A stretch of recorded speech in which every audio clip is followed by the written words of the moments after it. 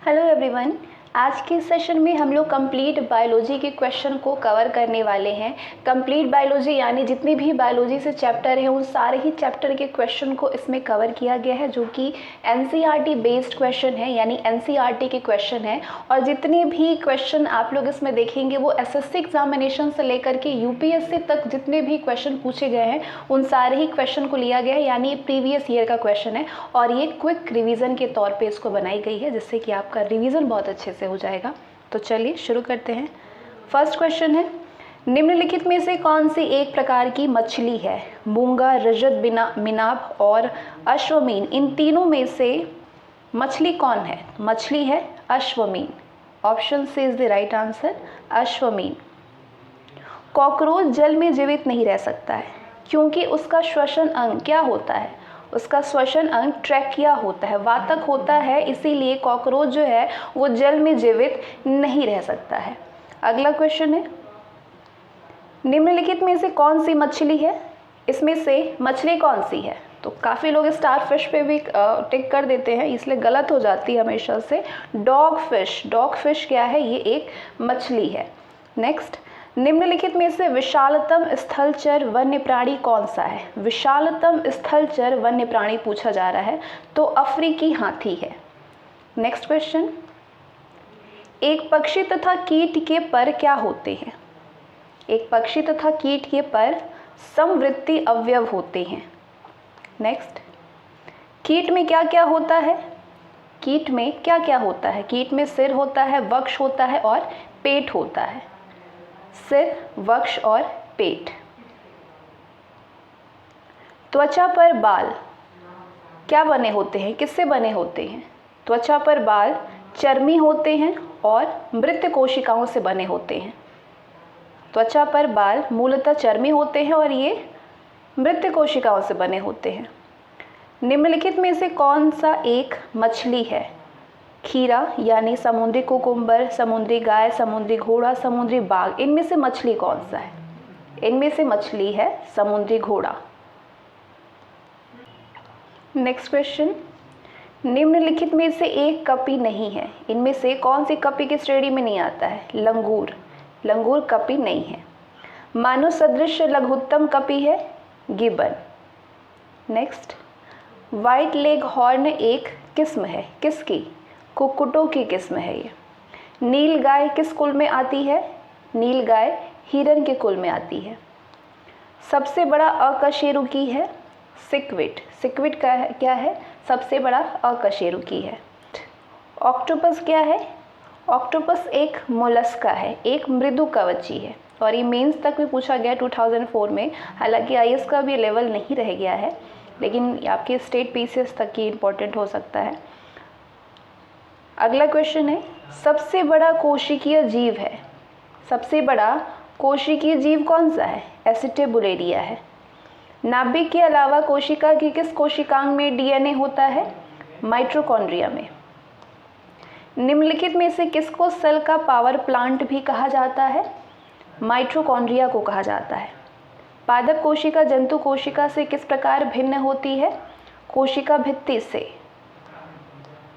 Nucleus के बाहर DNA मिलता है, कहाँ पे मिलता है डीएनए? न्यूक्लियस के बाहर माइटोकॉन्ड्रिया में मिलता है। निम्नलिखित में से किस कोशिकांग को कोशिका का पावर हाउस कहते हैं? माइटोकॉन्ड्रिया को कहते हैं।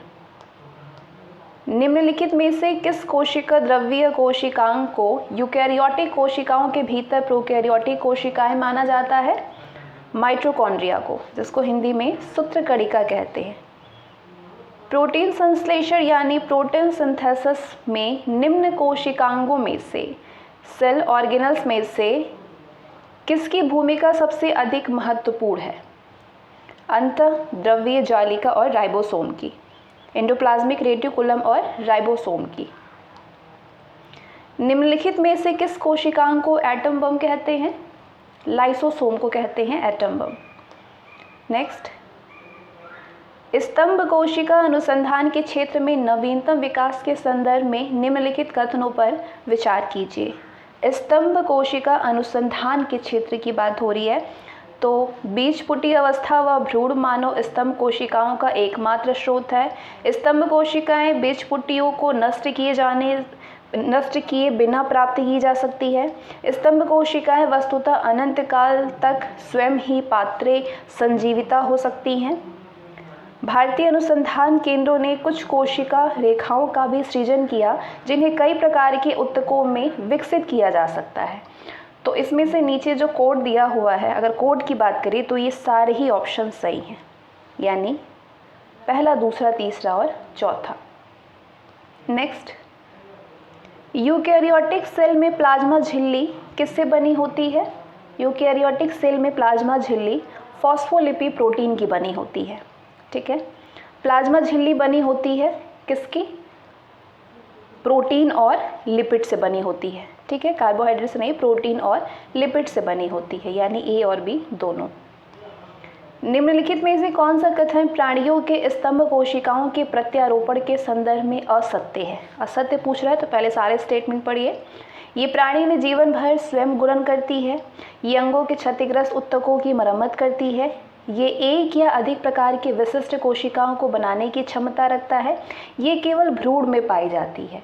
तो इसमें से जो असत्य है कि ये केवल भ्रूण में पाई जाती है, ये गलत है। बाकी सारे स्टेटमेंट सही हैं।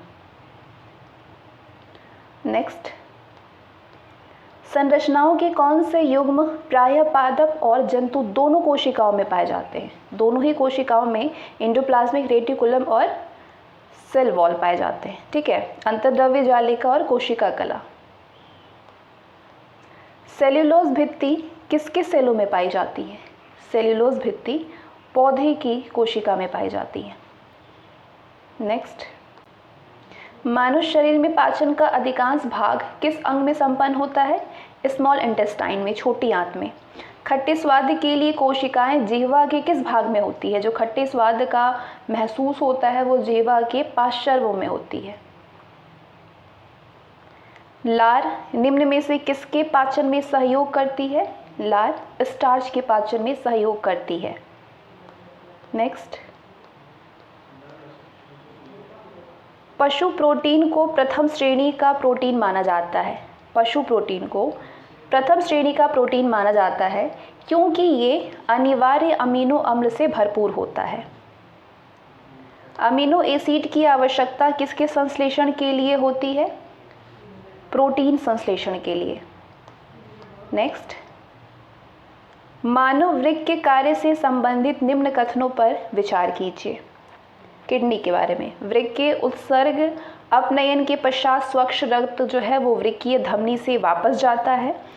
बोमन संपुट से निस्यंदित द्रव्य लघु नलिकाओं से गुजरता है जहाँ पे अधिकांश ग्लूकोज का पुनरावशोषण होता है और वृक्कीय शिरा में रक्त के पास वापस भेजा जाता है।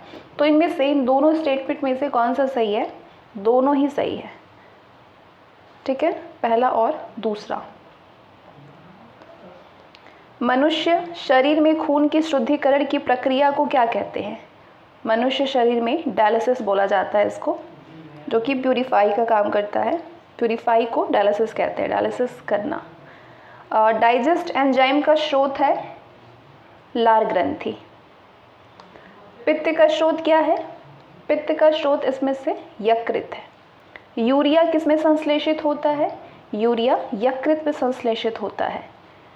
मानव जठर में प्रोटीन पाचन के लिए उत्तरदायी अनुकूलतम परिवेश है, ये अम्लीय होता है। इनमें से कौन सी सही है? शरीर में सारा रक्त किडनी के माध्यम से मिल जाता है। शरीर में सारा रक्त किडनी के माध्यम से गुजरता है। शरीर में सारा रक्त किडनी के माध्यम से शुद्ध होता है। शरीर में सारा रक्त किडनी के माध्यम से बनता है। तो ये तो आप सभी को मालूम होना चाहिए, ये शरीर का सारा रक्त जो है वो किडनी के माध्यम से क्या होता है? प्यूरिफाई होता है। अगला, वृक्क से प्रति मिनट औसत रक्त प्रवाह कितना होता है? 1200 सीसी होता है। निम्नलिखित में से कौन मानव गुर्दे का सामान्य कार्य नहीं है? रक्त में शर्करा की मात्रा का नियंत्रण, ये मानव गुर्दे का सामान्य कार्य नहीं है। एंजाइम मूलतः क्या है? एंजाइम प्रोटीन है। नेक्स्ट, निम्नलिखित में से कौन सा एंजाइम ग्लूकोज को इथेनॉल में परिवर्तन करने को प्रेरित करता है? जाइमेज करता है। जैविक सिस्टम यानी लिविंग सिस्टम में रासायनिक क्रिया की प्रक्रिया को तेज यानी कैटालाइज करने में उत्तरदायी पदार्थ कौन है? एंजाइम है। ठीक है, एंजाइम। लिपिड्स को पाचन निम्नलिखित में इनमें से किसकी उपस्थिति में होता है? पित्त अम्ल और लाइपेसेज की उपस्थिति में होता है, यानी पहला और दूसरा सही है। मानव तंत्र में निम्नलिखित में से कौन सी पाचक एंजाइम नहीं है? मानव तंत्र में गैस्ट्रिन नहीं है। जो गैस्ट्रिन जो है वो पाचक एंजाइम नहीं है। ठीक है, अगला क्वेश्चन। हमारे आहार में सभी प्रोटीनों का पाचन केवल क्षुद्रांत में होता है, ये कथन है। इसका कारण दे रहा है कि अग्नाशय से प्रोटीनों का पाचन करने वाली एंजाइम को क्षुद्रांत में छोड़ा जाता है। तो इसमें से पहला तो गलत है, लेकिन अग्नाशय से प्रोटीनों का पाचन करने वाली एंजाइम को क्षुद्रांत में छोड़ा जाता है, ये सही है। पहला ए गलत है परंतु आर सही है। नेक्स्ट, स्टार्च को जल अपघटन से ग्लूकोज यानी हाइड्रोलाइसिस स्टार्च बनाने वाला एंजाइम कौन सा है? एमाइलेज। मानव शरीर में पुच्छ कौन सी संरचना से संलग्न होता है? वृद्धांत्र से। वृद्धांत्र से। मानव रक्त की श्यानता का क्या कारण है? मानव रक्त की श्यानता का कारण है रक्त में प्रोटीन का होना। अगला क्वेश्चन है, प्रोटीन क्या होते हैं? प्रोटीन कार्बनिक यौगिक है। निम्नलिखित में से यौगिकों के किस समूह को सहायक आहार कारक कहा जाता है? विटामिन को कहा जाता है। विटामिन को सहायक आहार कारक कहा जाता है। जीवधारियों को कम से कम 27 तत्वों की आवश्यकता होती है, जिनमें से 15 धातुएं हैं। इनमें जो प्रभुत मात्रा में आवश्यक होती है वो कौन है? पोटेशियम है, सोडियम है, मैग्नीशियम है और कैल्शियम है। नेक्स्ट, भोजन के वर्ग में प्रति यूनिट कैलोरी की मात्रा सर्वाधिक होती है। सर्वाधिक होती है वसा में। सेब का हृदय रोगियों के लिए विशेष महत्व है क्योंकि ये बड़े स्रोत हैं। किसका बड़ा स्रोत है? केवल पोटेशियम का है। केवल पोटेशियम का है। आहार में नियमित रूप से ताजे फल और सब्जियां ग्रहण करना वांछनीय है क्योंकि ये ऑक्सीकरण रोधी यानी एंटीऑक्सीडेंट तत्वों के अच्छे स्रोत होते हैं। ऑक्सीकरण रोधी तत्व व्यक्ति के स्वस्थ बने रहने और दीर्घायु होने में किस प्रकार सहायक सिद्ध होता है? किस प्रकार सहायक सिद्ध होता है? ये शरीर में चयापचय के उपोत्पाद के रूप में उत्पन्न मुक्त मूलकों को निष्क्रिय बनाते हैं। नेक्स्ट, निम्नलिखित में से कौन सा विटामिन एवं उसकी कमी वाला रोग सुमेलित नहीं है? विटामिन और उससे कमी से कौन सा रोग होता है? कैल्सिफेरॉल में नहीं होता है, ये पूछ रहा है ना। ठीक है, कैल्सिफेरॉल से अस्थिर रुग्णता होती है, कैल्सिफेरॉल की कमी से। नियासिन से चर्मग्राह हो जाता है, बिल्कुल सही है, यानी पेलाग्रा जिसको बोला जाता है। कोबलामीन से की कमी से संघातिक रक्त अल्पता हो जाती है। राइबोफ्लेविन से बेरी बेरी रोग होता है, ये गलत है, यानी सही जवाब है ऑप्शन डी। निम्नलिखित सब्जियों में सर्वाधिक विटामिन सी किस में पाया जाता है? तो विटामिन सी पाया जाता है किस में? मटर में, मूली में, कुमड़े में, मिर्च में। मिर्च में पाया जाता है इनमें से। ठीक है, किसके अवशोषण में विटामिन सी मदद करता है? विटामिन सी मदद करता है लौह के अवशोषण में। किस विटामिन में इनमें से विटामिन में से कौन सा शरीर में भंडारित नहीं होता है? विटामिन ए, सी, डी और ई में कौन शरीर में भंडारित नहीं होता है? विटामिन सी नहीं होता है। रक्त का थक्का बनने में किस विटामिन की आवश्यकता होती है? रक्त का थक्का बनने में विटामिन के की आवश्यकता होती है। निम्नलिखित में से क्या आंत के जीवाणुओं द्वारा संश्लेषित होता है? विटामिन B12 होता है। ठीक है, B12 होता है। आंत के जीवाणुओं द्वारा संश्लेषित होता है, पोटेशियम भी होता है। तो आपका विटामिन के भी होता है, B12 भी होता है। ठीक है, तो कन्फ्यूज़न वाला ये क्वेश्चन है, ये दोनों ही होते हैं। अगला क्वेश्चन है, निम्नलिखित में से कौन सा एक विटामिन ए का प्रचुरतम स्रोत है? विटामिन ए का प्रचुरतम स्रोत है आम। ठीक है, नेक्स्ट, विटामिन ई का महत्वपूर्ण स्रोत निम्नलिखित में से कौन से हैं? गेहूं अंकुर का तेल। निम्नलिखित में से किसका निर्माण हमारे शरीर में नहीं होता है? विटामिन ए का निर्माण हमारे शरीर में नहीं होता है। निम्नलिखित विटामिन में से कौन सा किसी स्वप्न को पर्याप्त अवधि तक याद रखने में सहायक होता है? Vitamin B6। नेक्स्ट है मैच द कॉलम। विटामिन है और उसकी हीनता वाले रोग, इसकी कमी से, हीनता से कौन सी रोग हो जाती है? रेटिनॉल। रेटिनॉल की कमी से नेत्र जो है वो सूख करके लाल हो जाती है, यानी आँख जो है वो लाल लाल हो जाती है। टोकोफेरॉल से की कमी से बंध्यता हो जाती है। साइनोकोबालएमिन की कमी से घातक रक्ताल्पता होती है और पारिडॉक्सिन की कमी से मानसिक व्याधि होती है।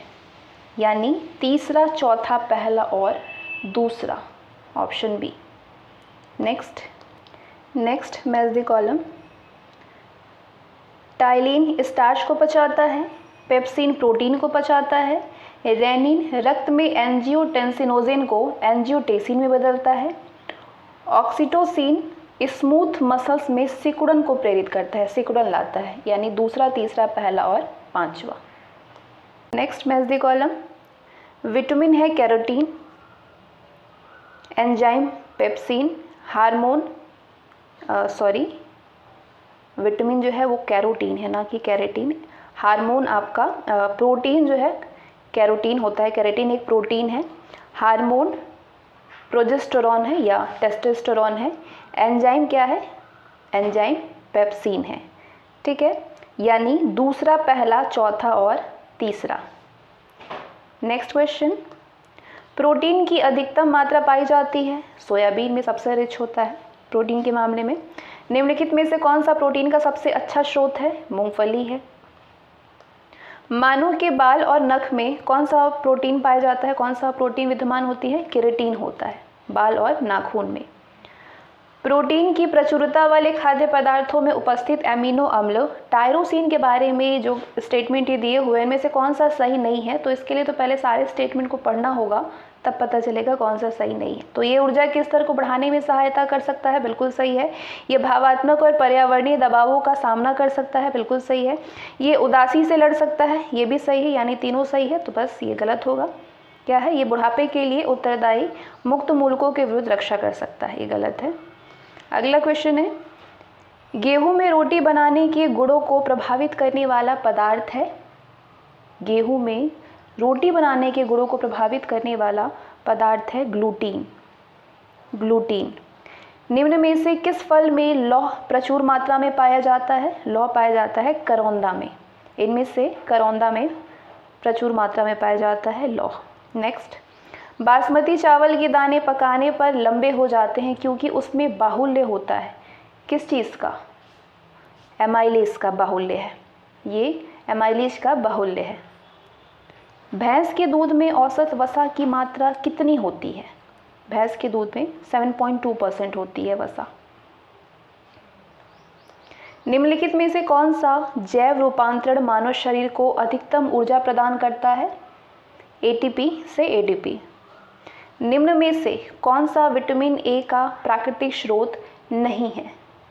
गाजर है, पपीता है, आम है, लेकिन दूध नहीं है।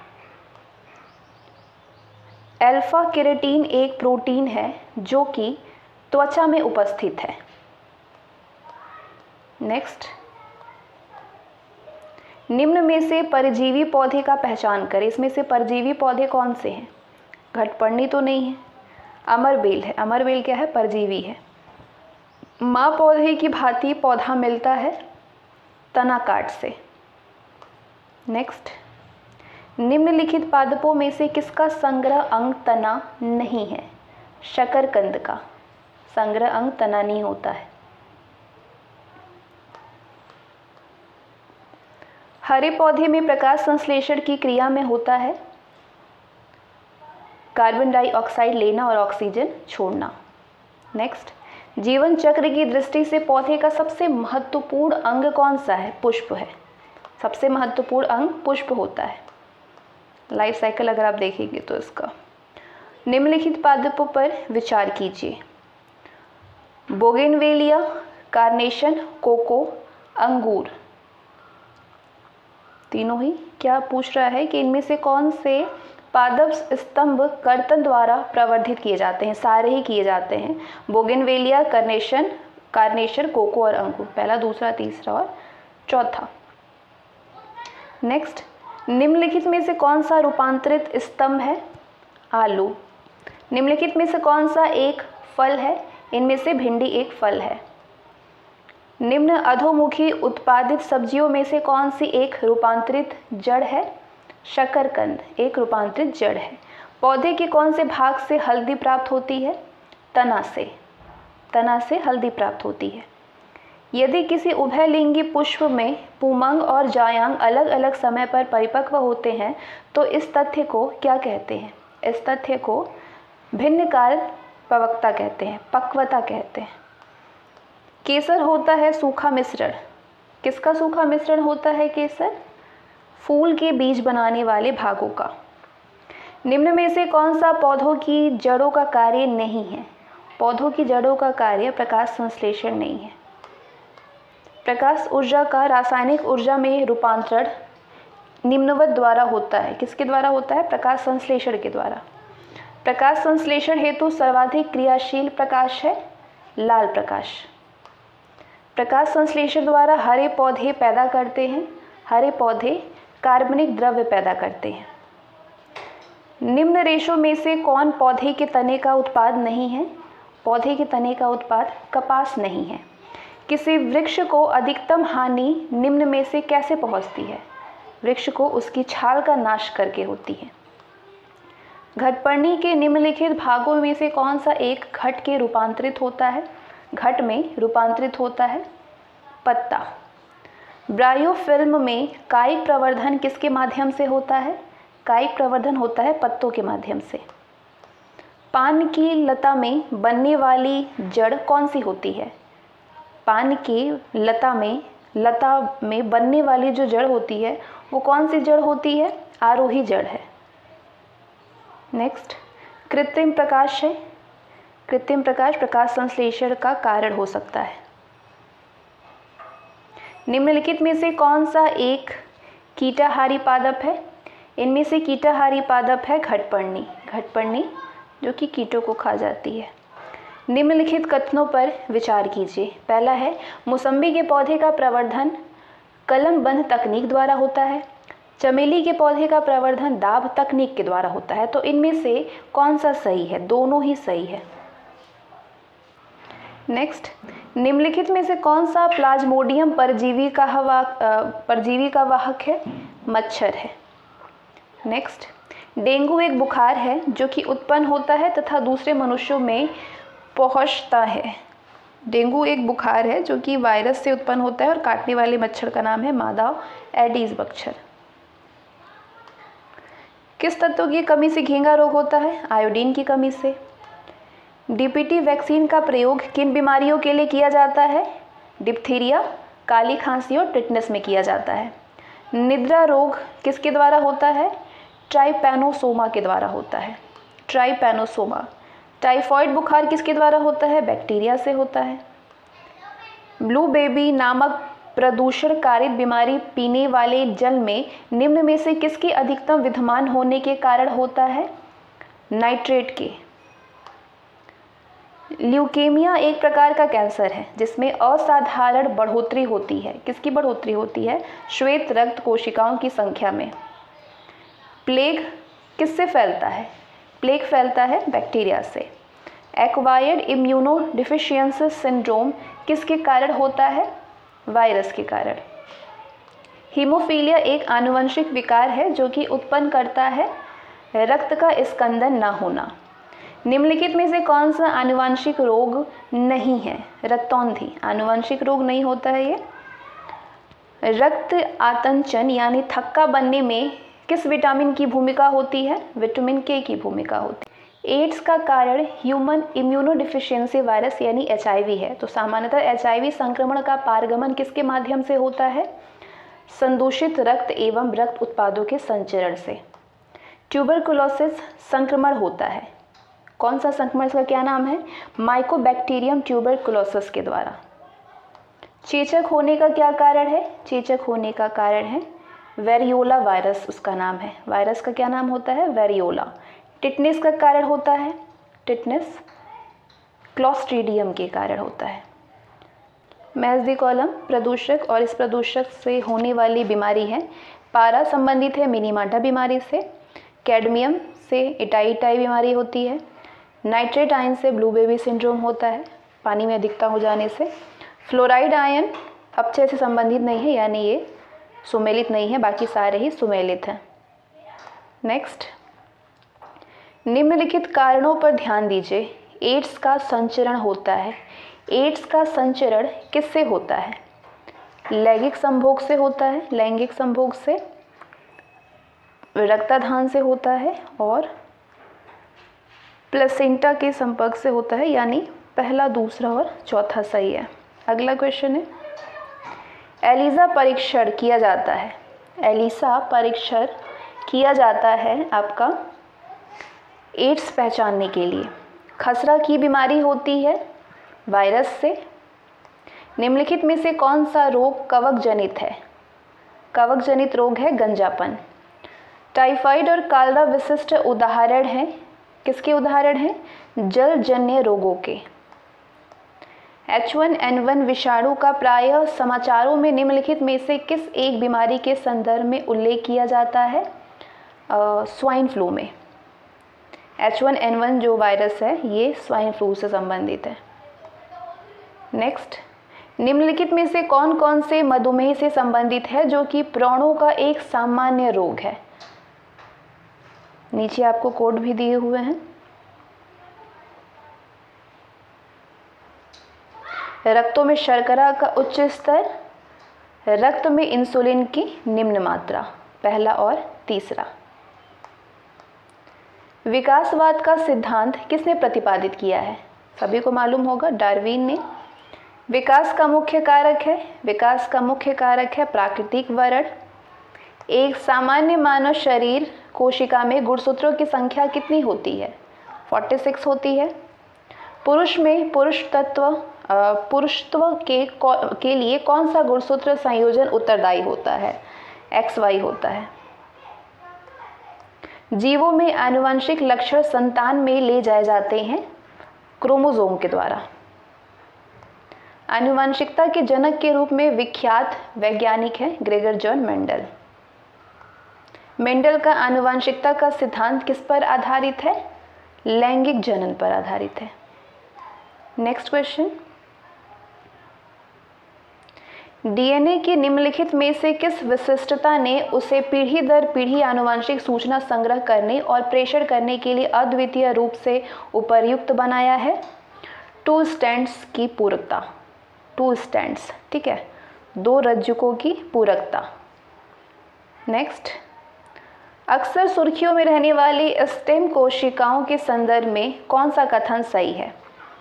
स्टेम कोशिकाएं केवल स्तनपायी जीवों से ही प्राप्त की जा सकती है। स्टेम कोशिकाएं नई औषधियों को परखने के लिए प्रयोग की जा सकती है। स्टेम कोशिकाएं चिकित्सा थेरेपी के लिए प्रयोग की जा सकती है।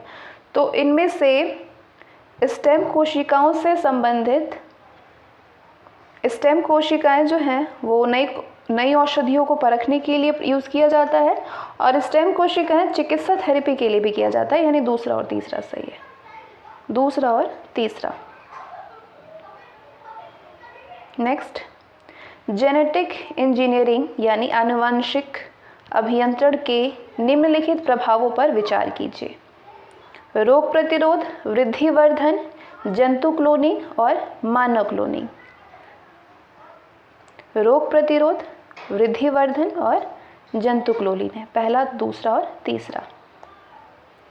विश्व स्तर के प्रोग्राम ह्यूमन जीनोम प्रोजेक्ट का संबंध किससे है? मानव जीनों और उनकी अनुक्रमों की पहचान और मानचित्रण से है। नेक्स्ट, अति विवादास्पद भ्रूणीय स्टेम कोशिकाओं के विकल्प के रूप में कौन बायोएथिकल अविवादास्पद स्रोत है स्टेम कोशिकाओं का? स्टेम कोशिकाओं का अस्थि मज्जा से व्युत्पन्न स्टेम कोशिकाएं हैं। अस्थि मज्जा से व्युत्पन्न स्टेम कोशिकाएं। सारे ही क्वेश्चन बहुत ही ज़्यादा इम्पॉर्टेंट हैं। टर्मिनेटर तकनीक उसके द्वारा उत्पन्न निम्न में से किसकी बिकवारी के लिए है? टर्मिनेटर तकनीक किसके लिए है? ट्रांसजेनिक उपजाऊ बीज, जीन परिवर्तित पौधे, जेनेटिक रूप में अभियंत्रित बीज जो कि दूसरी पीढ़ी से बंध्यग्रस्त होते हैं। तो इसका सही जवाब होगा ये उपर्युक्त सभी। नेक्स्ट, एमनियोसेंटेसिस एक तरीका है जो कि बताता है भ्रूण के लिंग को।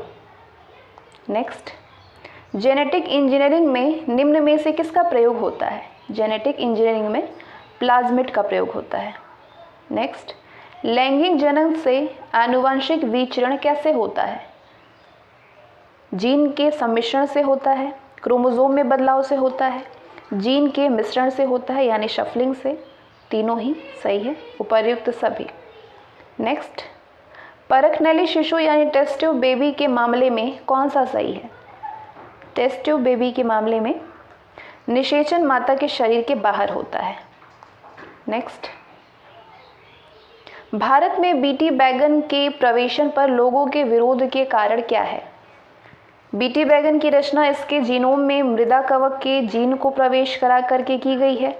बीटी बैगन के बीज टर्मिनेटर बीज हैं जिसके कारण किसानों को प्रत्येक मौसम के पहले बीज कंपनियों से बीज खरीदना पड़ता है। एक आशंका है कि बीटी बैगन के उपभोग का स्वास्थ्य पर विपरीत प्रभाव पड़ सकता है।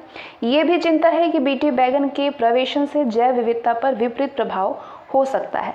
तो इसके विरोध का क्या कारण है? बीटी बैगन के प्रवेशन से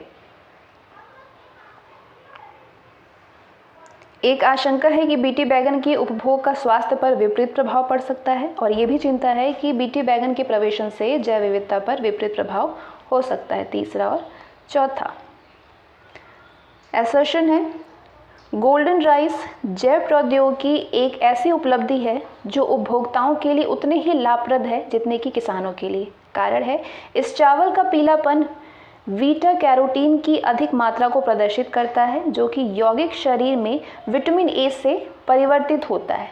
विटामिन ए से परिवर्तित होता है। हाँ, ए और आर दोनों सही है और आर ए का सही कारण है। नेक्स्ट, पीड़कों को प्रतिरोध के अतिरिक्त वो कौन सी संभावनाएं हैं जिनके लिए आनुवांशिक रूप से रूपांतरित पादपों का निर्माण किया जाता है? सूखा सहन करने के लिए उन्हें सक्षम बनाना, सही है। उत्पाद में पोषकीय मान बढ़ाना, ये भी सही है। अंतरिक्ष यानों और अंतरिक्ष स्टेशनों में उन्हें उगने और प्रकाश संश्लेषण करने के लिए सक्षम बनाना, ये गलत है। उनकी सेल्फ लाइफ बढ़ाना, ये भी सही है। पहला, दूसरा और चौथा। नेक्स्ट, यदि मानव वृद्धि हार्मोन जीन का प्रयोग करके ऐसा चूहा पैदा किया जाए जो चूहे के सामान्य आकार से 8 गुना बड़ा हो तो इस तकनीक को क्या कहेंगे? इस तकनीक को आनुवांशिक इंजीनियरिंग कहेंगे। आनुवांशिक इंजीनियरिंग। डीएनए फिंगरप्रिंटिंग का उपयोग किन निम्न क्षेत्रों में होता है?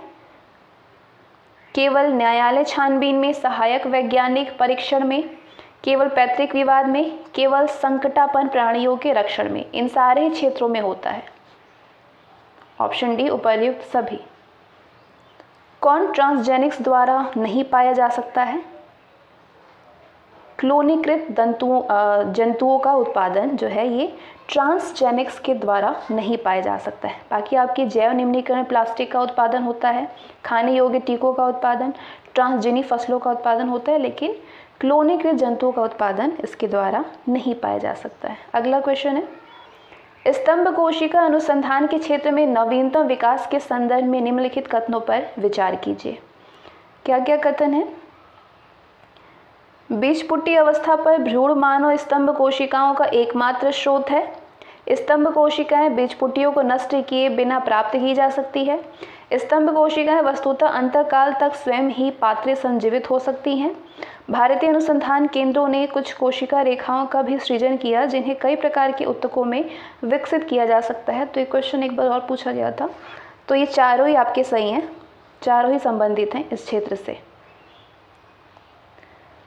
तो इसके साथ ही जितने भी चैप्टर आपके बायोलॉजी से थे उन सारे के most important and selective question को इसमें कवर कर दिया गया है। बाकी आपकी एग्रीकल्चर और इन्वायरमेंट से और मिसलेनियस के क्वेश्चन को अलग सेशन में कवर किया जाएगा। इसमें आपके जनरल साइंस से कंप्लीट बायोलॉजी के क्वेश्चन जो कि एनसीईआरटी बेस्ड, ये सारे ही क्वेश्चन थे वेरी वेरी इंपॉर्टेंट क्वेश्चन। 1 से 2 बार रिपीट कर लेते हैं आप तो ये क्वेश्चन आपके अच्छे से तैयार हो जाएंगे। साथ ही प्रीवियस ईयर के क्वेश्चन है तो ये जरूर से रिपीटेड होंगे।